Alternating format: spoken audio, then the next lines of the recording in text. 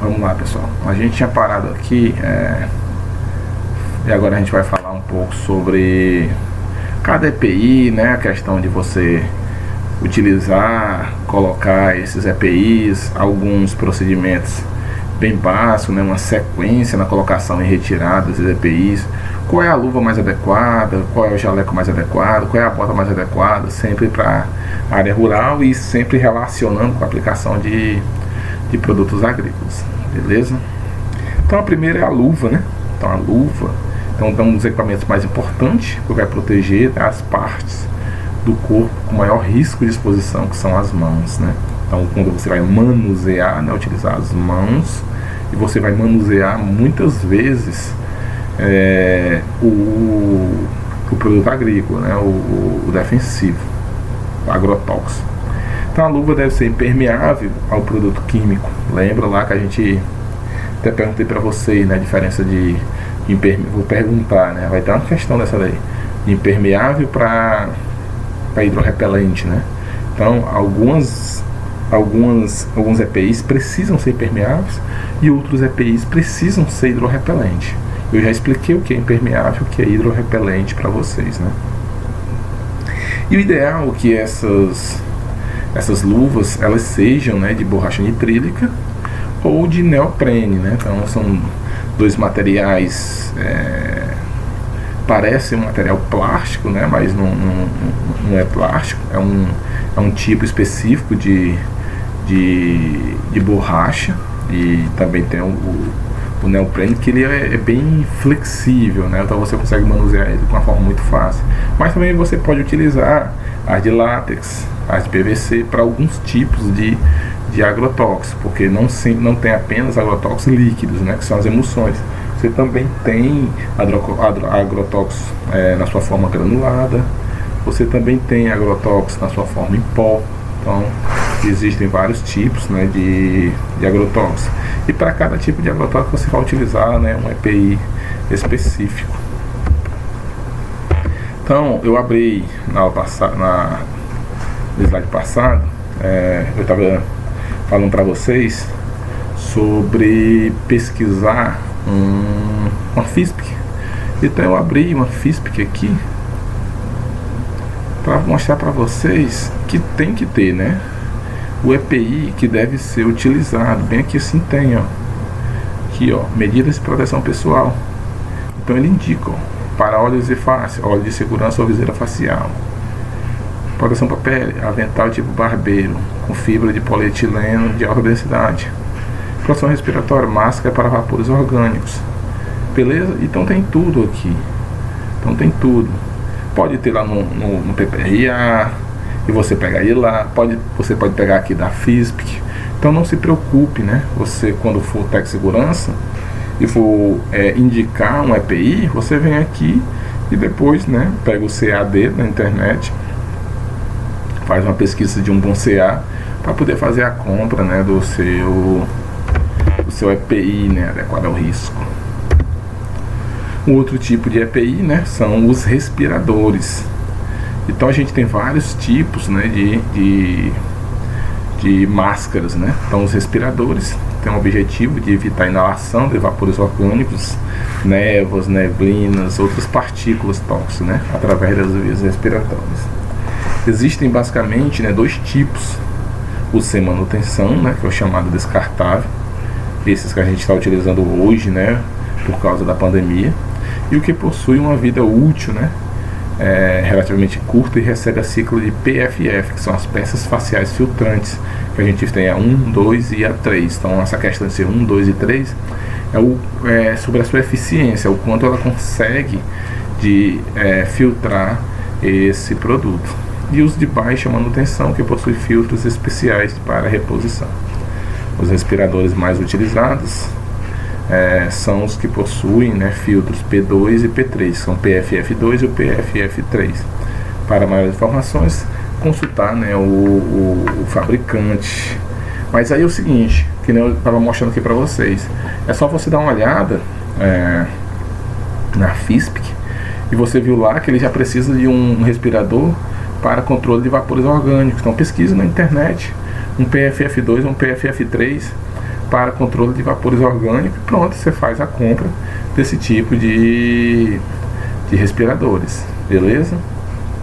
E aqui, ó, esses PFF2, F3, você só vai trocando só o filtro, fazendo manutenção no filtro, que já seria, né, o adequado. Então, respiradores são equipamentos importantes, né, mas podem ser dispensados em algumas situações, quando não há presença de névoa, vapores ou partículas no ar. Se você for fazer uma aplicação de um produto que seja granulado, não precisa. Se você for fazer uma aplicação que você não vai estar exposto ao produto, como ele fala aqui, que são extratorizados, tratorizado com produto granulado, eu acabei de falar, ou pulverizado com tratores com cabine. Então você não vai estar exposto a nenhum tipo de produto agrícola, você vai estar cabinado, né? Você vai estar num ambiente fechado, então não precisa. Mas são apenas, né, em algumas ocasiões. Mas imagine que você está num ambiente fechado, cabinado, e você vai sair para poder fazer a manutenção na máquina, né? Que a gente vai ter uma aula só sobre máquinas e equipamentos. Então você precisa colocar o EPI. Então é bom, às vezes você está num ambiente que não precisa estar utilizando, e você tem que estar com o EPI ali próximo de vocês. É como ocorre hoje, né? A gente não está sempre de máscara. A gente às vezes está num ambiente sozinho ou com um familiar, a gente está sem máscara. Mas quando vai para um ambiente mais aglomerado, vai para um ambiente onde não tem gente, que a gente não tem uma convivência, a gente coloca máscara. Aqui é do mesmo jeito. Quando você vai para um ambiente que possa estar contaminado, aí sim você coloca, né, a máscara. E o mesmo, né, deve estar sempre limpo, higienizado, e seus filtros jamais devem estar saturados, né? Então você está sempre fazendo a retirada do filtro e colocando filtros novos, beleza?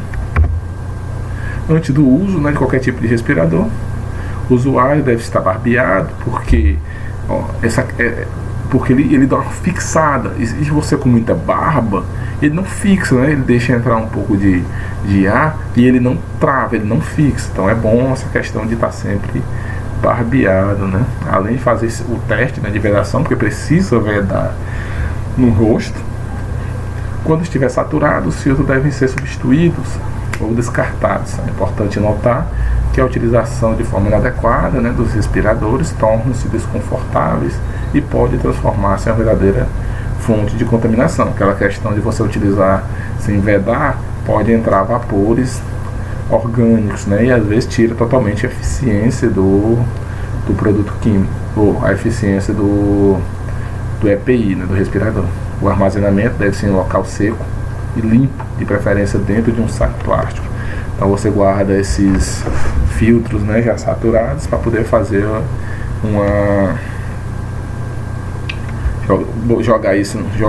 você disponibilizar num ambiente, fazer uma incineração ou levar para um ambiente específico, né, para poder fazer o descarte. Um outro tipo de EPI é a viseira, né? Então você vai ver que a gente precisa também colocar o óculos, mas a viseira é muito importante porque ela protege, né, assim, contra corte, partículas volantes, né, ou voláteis, que a gente lá chama, na área rural chama volantes, né, mas são partículas voláteis, contra o desprendimento de algum tipo de material, e esse material pode ir em direção ao rosto, né, aos olhos, ele já protege ali. Também contra outros tipos, né, às vezes essa viseira também, ela tem uma certa proteção UV, né, então também contra radiação ultravioleta. Então a viseira deve ter uma maior transparência e não distorcer as imagens. Deve ser vestida com viés para evitar cortes. O suporte, né, deve permitir que a viseira não fique em contato com o rosto do trabalhador. E que embaixo você já colocou, não sei se vocês já passaram por isso, né? Aí você está de óculos escuro ou óculos comum, e com a sua máscara que você utiliza, você começa a embaçar o óculos. Então você às vezes coloca essa viseira muito próximo do rosto e começa a embaçar, então você perde um pouco da visibilidade. Então tem esse problema aí. A viseira deve proporcionar um conforto ao usuário e permitir o uso simultâneo, né, do respirador quando for necessário. Então aqui você ainda vai colocar o respirador, ainda vai colocar óculos e vai colocar o boné por cima. Então vai ficar um negócio, para nossa região aqui do Ceará, um negócio bem quente, né? O uso da viseira com boné ar pode dispensar o uso do respirador, aumentando o conforto do trabalhador. Aí você tem que ver, ou você quer conforto ou quer mais segurança, né? Dependendo do produto, se for um produto tarja vermelha, o ideal é que além dessa viseira você também coloque o respirador, porque as partículas são minúsculas, né? As partículas que ficam volatilizando são minúsculas e ele pode, né, ele pode absorver aqui, inalar alguma dessas partículas, se ele não estiver utilizando o respirador, lógico. Existem algumas recomendações, né, de uso de óculos de segurança para a proteção de óculos, os olhos, para a proteção dos olhos. A substituição dos óculos pela viseira protege não somente os olhos, mas também o rosto. Tem essa questão, a nossa pele é uma das vias, né, de contaminação, que entra o produto químico. Então a viseira é muito importante.